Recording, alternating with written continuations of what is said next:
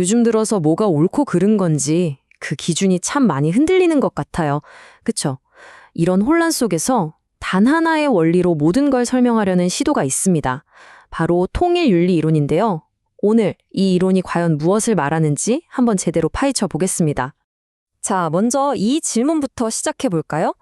우리가 사는 지금 이 사회는 왜 이렇게 복잡하고 혼란스럽게만 느껴지는 걸까요? 뉴스만 봐도 그렇죠. 끊이지 않는 사건, 사고, 무질서, 또 서로 다른 가치관들이 계속 부딪히고요. 정말 가끔은 방향을 완전히 잃어버린 것 같은 느낌이 들 때가 많습니다. 통일윤리 이론은 이 혼란의 원인을 딱 두 가지로 짚어냅니다. 첫 번째는 모든 돈으로만 따지는 물질주의가 너무 퍼졌다는 것. 그리고 두 번째는 우리 사회를 단단하게 지탱해주던 전통적인 가치관들이 무너져 내렸다는 거죠. 바로 이 문제의식에서 새로운 윤리가 필요하다는 주장이 시작됩니다. 네, 그렇다면 기존의 윤리로는 안 되는 걸까요? 왜 굳이 새로운 윤리가 필요하다고까지 말하는 건지 그 이유를 한번 들여다보겠습니다. 여기서 이 이론이 얼마나 큰 그림을 그리는지 알 수 있는데요. 목표가 그냥 우리 눈에 보이는 세상의 문제들을 해결하는 것 그 이상이라는 겁니다. 보이지 않는 영적인 세계의 혼란까지도 바로잡을 수 있는 아주 근본적인 원칙을 세우고자 하는 거죠. 자, 그렇다면 이 거대한 혼란을 잠재울 해답은 과연 어디에 있을까요? 놀랍게도 이 이론은 그 답을 아주 가깝고도 근원적인 곳에서 찾습니다. 바로 사랑, 그리고 가정입니다. 통일 윤리는 크게 세 가지 기둥 위에 서 있다고 볼 수 있습니다. 첫째가 하나님의 참사랑, 둘째가 가정사위 기대, 그리고 셋째가 3대상 목적입니다. 용어들이 조금 낯설게 들리시죠? 괜찮습니다. 지금부터 하나씩 아주 쉽게 풀어서 설명해 드릴게요. 첫 번째 기둥은 하나님의 참사랑입니다. 이건 뭐냐면요. 모든 윤리의 가장 근원에는 신적인 사랑, 즉 참사랑이 있다는 거예요. 우리가 진실되다고 말하는 것, 선하다고 여기는 것, 아름답다고 느끼는 모든 것들이 바로 이 사랑에서부터 출발한다는 거죠. 그러니까 모든 도덕적 행동의 궁극적인 뿌리라고 할 수 있겠습니다. 그럼 그 신적인 사랑이 도대체 어디서 나타나느냐? 바로 두 번째 기반인 가정사위 기대로 연결됩니다. 쉽게 말해 가정이라는 무대 위에서 그 사랑이 실현된다는 건데요. 부모가 자식에게 주는 사랑, 부부간의 사랑, 또 자녀가 부모에게 표현하는 사랑처럼 아주 구체적인 모습으로 나타나는 거죠. 자, 이 세 번째 기반이 아주 흥미롭습니다. 3대상 목적이라는 건데요. 가정 안에서 각 개인이 어떻게 삶의 목적을 이루는가에 대한 설명이에요. 예를 들어 나라는 사람은요. 나를 중심으로 한 세 대상, 즉 부모님, 배우자, 그리고 내 자녀를 사랑하는 관계를 맺음으로써 비로소 자신의 존재 목적을 완성하게 된다는 개념입니다. 여기서 잠깐 이 이론이 말하는 윤리와 도덕이 어떻게 다른지 짚고 넘어갈게요. 간단하게 정리하면 이렇습니다.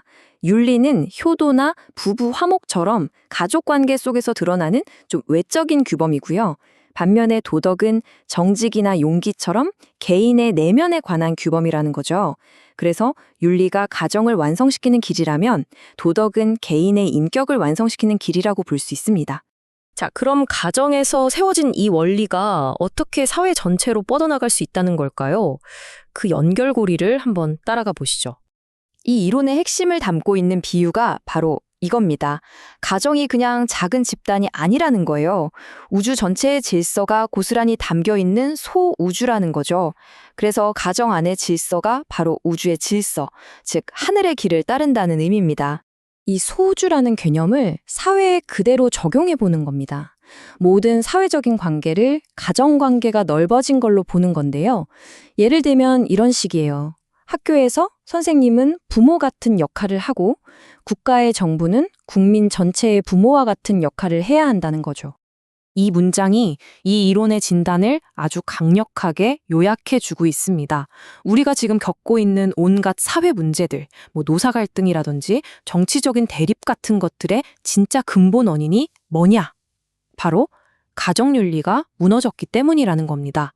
가정이 흔들리면 사회도 결국 흔들릴 수밖에 없다는 거죠. 자, 이제 마지막 부분입니다. 이 이론이 현대사회의 아주 오래된 딜레마죠. 평등과 질서의 문제를 어떻게 풀어내려고 하는지 살펴보겠습니다. 이건 우리 모두가 느끼는 딜레마 아닌가요? 평등을 너무 외치다 보면 기존의 질서가 흔들리는 것 같고, 반대로 질서만 너무 내세우다 보면 개인의 평등한 권리가 오갑되기도 하죠. 이 둘 사이에서 균형을 잡는 건 정말 어려운 숙제였습니다. 통일윤리 이론이 내놓는 해법은 원리적 평등이라는 아주 독특한 개념입니다. 이게 뭐냐면 모두가 똑같은 역할이나 권리를 가져야 평등하다는 게 아니에요. 오히려 각자의 다른 위치에서 다른 역할을 하면서도 똑같은 충만함을 느끼는 게 진짜 평등이라는 거죠. 오케스트라를 생각해 보세요. 지휘자와 바이올린 연주자는 역할이 다르지만 함께 멋진 음악을 만들어내면서 느끼는 기쁨과 만족감은 똑같이 클 수 있잖아요. 바로 그런 기쁨, 감사의 평등을 말하는 겁니다. 이 개념을 좀 더 확실하게 이해하기 위해서 유명한 철학자 칸트의 윤리와 한번 비교해 볼까요?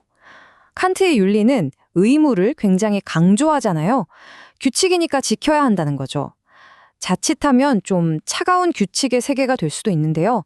반면에 통일윤리는 그 동기가 사랑입니다.